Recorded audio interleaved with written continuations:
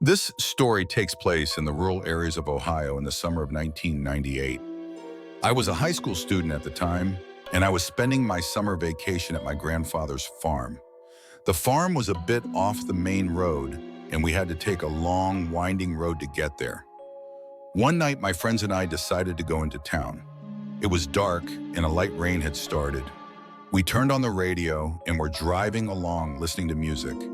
In the middle of the road, we saw strange shapes. We initially thought they were animals, but as we got closer, we realized they were people. But they weren't normal people. They were very short, maybe around a meter tall. Their heads were disproportionately large, like melons. Their faces were pale, and their eyes glowed in the dark. They were wearing old, torn clothes. We slowed down the car and tried to figure out what was going on. At that moment, these creatures started running towards the road. We panicked. We tried to speed up and escape, but they were chasing after us. The road was winding, making it difficult to maneuver the car.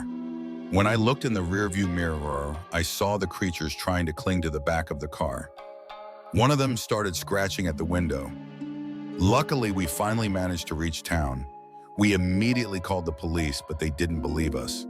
They said, "You kids have been watching too many horror movies." However, what we saw that night was never forgotten. We nicknamed those creatures Melonheads.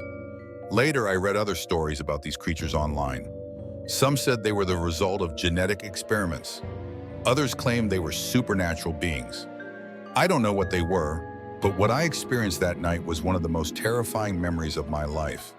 I never traveled that road alone again.